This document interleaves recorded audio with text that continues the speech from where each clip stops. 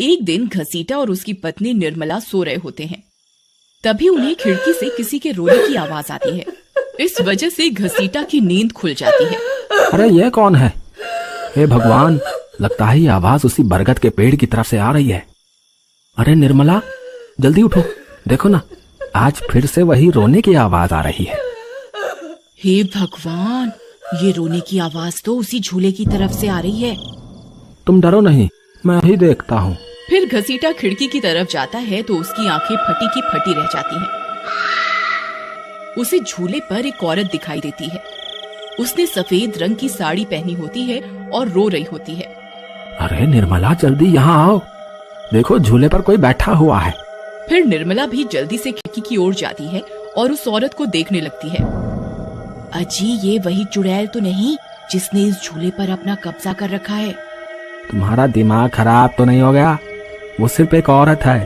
अजी, भला रात के 2 बजे कौन पेड़ के नीचे झूला झूलता है? अब तुम रुको, मैं अभी बाहर जाकर देखता हूँ। अरे रुको रुको, तुम्हारा दिमाग खराब तो नहीं हो गया जो खुद मौत के मुंह में मरने के लिए जाना चाहते हो? मैं आपको कहीं नहीं जाने दूंगी। तभी वह चुड़ैल अचानक से गायब हो जाती है। ये सब देखकर वे दोनों डर जाते हैं। अरे मर गए रे, ये तो गायब हो गई। मैंने आपसे कहा था ना जी, ये कोई आम औरत नहीं है। तुम सही कहती हो निर्मला, इस झूले में जरूर कोई गड़बड़ है, तभी कोई गांव वाला इसके आसपास जाने में। फिर कुछ देर के बाद नीलू की नजर खिड़की के बाहर उस झूले पर पड़ती है। अजी इधर आइए, वो देखिए, वो पेड़ के नीचे एक झूला लगा हुआ है। हमारे शहर में तो ऐसा कहीं देखने को नहीं मिलता।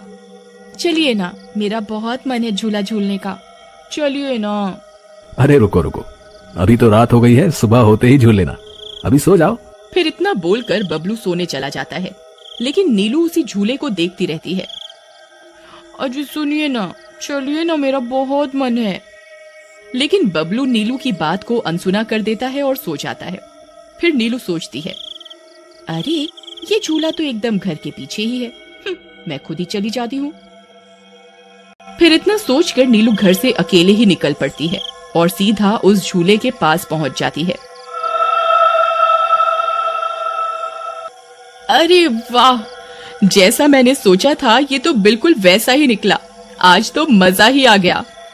फिर नीलू उस झूले पर बैठ जाती है और झूला झूलने लगती है और गाना गाने लगती है। पंछी बनूं उड़ती फिरूं मस्त गगन में, आज मैं आजाद हूँ दुनिया के चमन में।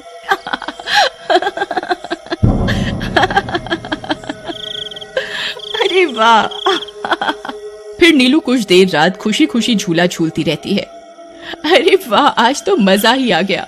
चलो अब घर चलती हूँ, अगर इनकी नींद खुल गई तो ये बहुत नाराज हो जाएंगे। फिर जैसे ही नीलू उस झूले से उतरने लगती है तो उसे महसूस होता है कि किसी ने उसे पकड़ कर रखा है और वो झूले से नीचे नहीं उतर पा रही। वो बहुत डर जाती है। अरे अरे ये क्या, कौन है जिसने मुझे पकड़ कर रखा है? वो इधर उधर देखती है लेकिन उसे कोई दिखाई नहीं देता। अरे मर गई रे, मैं इस झूले से क्यों नहीं उतर पा रही? बचाओ बचाओ, कोई है? अजी सुनते हो, मेरी मदद करो। तभी नीलू की आवाज सुनकर बबलू की नींद खुल जाती है। निर्मला और घसीटा भी उठ जाते हैं और भागते हुए बबलू के पास आते हैं। अरे बबलू, ये तो नीलू की आवाज थी ना, वो कहाँ है? तभी घसीटा की नजर उस झूले पर पड़ती है। उसे नीलू उस पेड़ के नीचे पड़ी हुई दिखाई देती है। हे भगवान, ये क्या अनर्थ हो गया? नीलू उस झूले के पास कैसे चली गई? फिर वे तीनों भागते हुए उस झूले के पास जाते हैं। उन्हें नीलू वहाँ बेहोश पड़ी हुई मिलती है। हे भगवान, ये तुम्हें क्या हो गया नीलू? नीलू, तुम्हें यहाँ नहीं आना चाहिए था। हे। तभी नीलू की नींद खुल जाती है। उसकी आंखें लाल हो जाती हैं और उसके पैर उल्टे हो जाते हैं और वो घर से निकलकर झूले की तरफ चल देती है और झूला झूलने लगती है।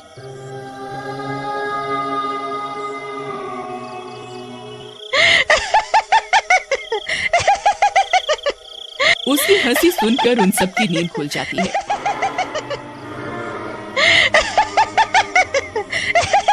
निर्मला और घसीटा भागते हुए बबलू के कमरे में आते हैं और नीलू को वहां ना पाकर परेशान हो जाते हैं। हे भगवान, अब ये नीलू कहाँ चली गई? फिर वे सब खिड़की से झांक कर देखते हैं तो उनकी आंखें फटी की फटी रह जाती हैं। नीलू झूला झूल रही होती है। अरे मर गए रे, ये नाक मीठी तो फिर से झूला झूलने चली गई। अरे बेवकूफ बबलू, अपनी पत्नी को संभाल कर नहीं रख सकता क्या? देख तेरी पत्नी आधी रात को कैसे झूला झूल रही है। दीदी मुझे माफ कर दो, मैंने इसे समझाया भी था कि उस झूले की तरफ कभी मत जाना। अरे जल्दी चलो, हमें अभी नीलू के पास जाना होगा, कहीं कोई अनर्थ ना हो जाए। फिर वे तीनों भागते हुए उस झूले के पास पहुंच जाते हैं।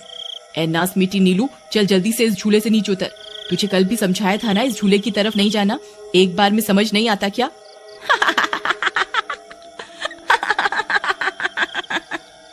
जरा इसके पैरों की तरफ तो देखो। अरे मर गए रे, ये तो चुड़ैल बन गई है। अरे मर गए रे, मेरी बीवी तो चुड़ैल बन गई, अब क्या होगा? अरे भागो रे भागो, सब अपनी जान बचाकर भागो।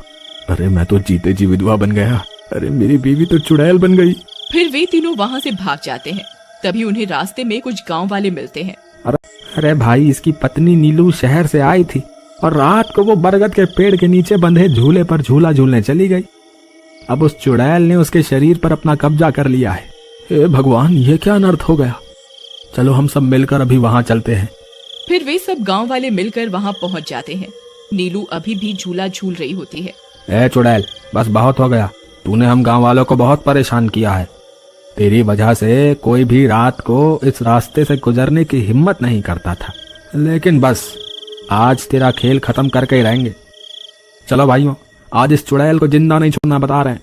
भाइयों, हमें इस झूले को इस पेड़ से काट कर अलग करना होगा।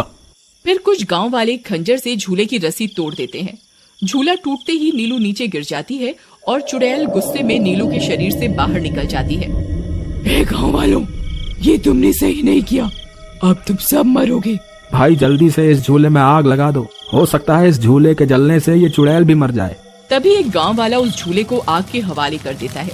उस झूले में आग लगते ही वह चुड़ैल भी तड़पने लगती है और कुछ ही देर में वो भी जलने लगती है। मैं किसी को जिंदा नहीं छोड़ूंगी। अरे अरे मर गई रे गांव वालों, मैं तुम्हें जिंदा नहीं छोड़ूंगी, मैं वापस आऊंगी।